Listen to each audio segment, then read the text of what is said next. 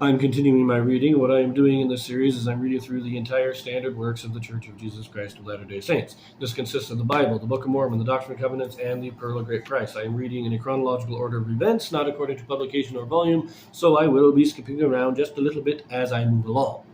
Right now, I am in Numbers. This is chapter 6. Law of the Nazarite set forth, whereby children of Israel may consecrate themselves to the Lord by a vow.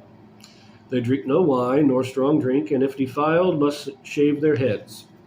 The Lord reveals blessing to be used by Aaron and his sons in blessing Israel. Okay.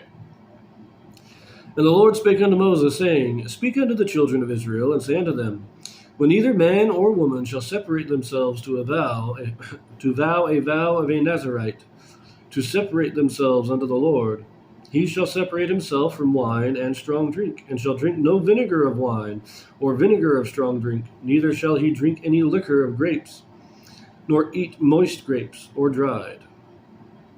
Okay, let me pause there for just a moment.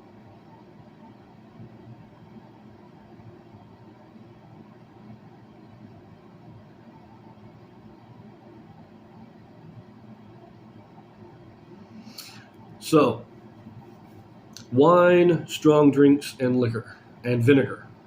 These are all different levels of juice or alcohol that are made from grapes. Liquor is basically, in the Bible, the term liquor of grapes just means grape juice. Doesn't necessarily mean it's fermented.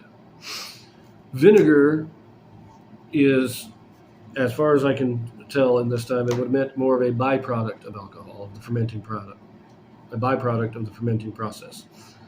Even kind of today, I think that's what vinegar kind of is. But wine is your basic drink, low alcohol content, but still alcohol. Strong drink, high alcohol content. So that's what but no, stay away from, if you're a Nazarite, stay away from grapes. If they're dry or a little too moist, you stay away from them because you don't know if they have any alcohol content. This is a prohibition on all alcohol. That's what this is.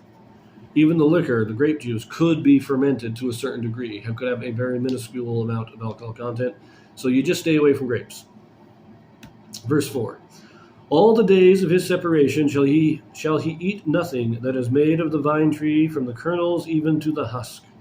All the days of the vow of his separation there shall no razor come upon his head, until the days be fulfilled in the which he separateth himself unto the Lord. He shall be holy, and shall let the locks of the hair of his head grow. All the days that he separateth himself unto the Lord, he shall come at no dead body. He shall not make himself unclean for his father, or for his mother, or for his brother, or for his sister, when they die, because the consecration of his God is upon his head. All the days of his separation he is holy unto the Lord.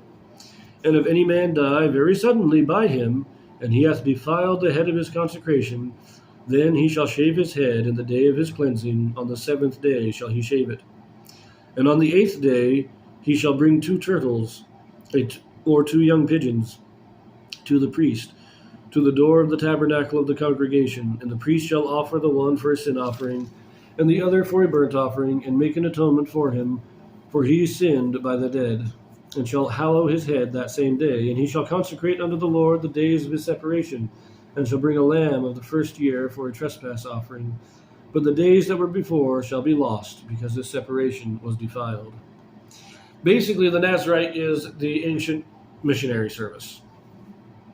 Probably a service mission, maybe a temple mission, those kind of things. You're setting yourself apart for a certain period of time to serve the Lord.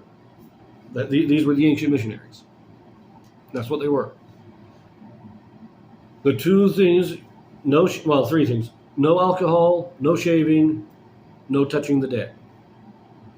If you touch the dead, you have to shave yourself and reconsecrate and start your time over. So, and just another note here. It talks about 2 turtles or 2 young pigeons. When it says turtles, it's not talking about the shelled reptiles. It's talking about turtle doves. It's another term for doves. So keep that in mind. The turtles are doves. Verse 13. And this is the law of the Nazarite. When the days of his separation are fulfilled, He shall be brought unto the door of the tabernacle of the congregation. And he shall offer his offering unto the Lord, 1 he-lamb of the first year without blemish for a burnt offering, and 1 ewe-lamb of the first year without blemish for a sin offering, and 1 ram without blemish for peace offerings, and a basket of unleavened bread, cakes of fine flour mingled with oil, and wafers of unleavened bread anointed with oil, and their meat offering and their drink offerings. And the priest shall bring them before the Lord, and shall offer his sin offering and his burnt offering. And he shall offer the ram for a sacrifice of peace offerings unto the Lord, with the basket of the unleavened bread. And the priest shall offer also his meat offering and his drink offering. And the Nazarite shall shave his head of his separation at the door of the tabernacle of the congregation, and shall take the hair of the head of his separation, and put it in the fire which is under the sacrifice of the peace offerings.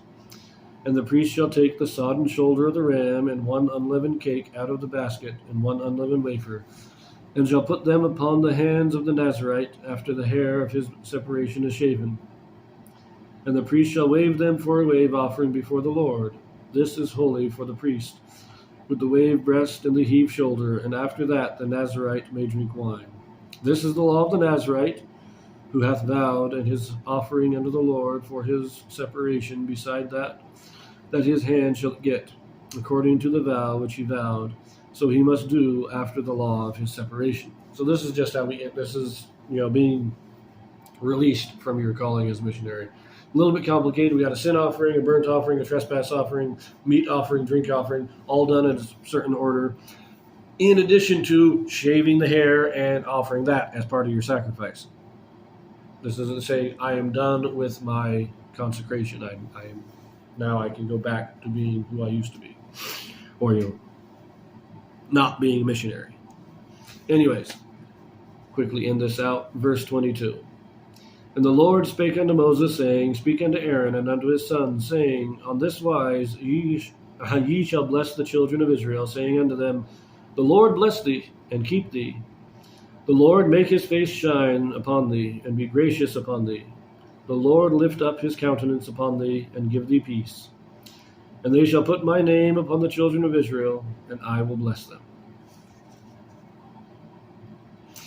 Now, remember that Christ told us to avoid vain repetition. So this blessing, it doesn't say how often it should be repeated. It doesn't even say it should be repeated. It is just a blessing that Aaron is supposed to give. That this is a priesthood blessing from the high priest onto the congregation. Is it repeated later? It might be, but there's no indication that it is. But it's a nice blessing. I do enjoy it. I wouldn't mind having this blessing. But we will see you in the next one.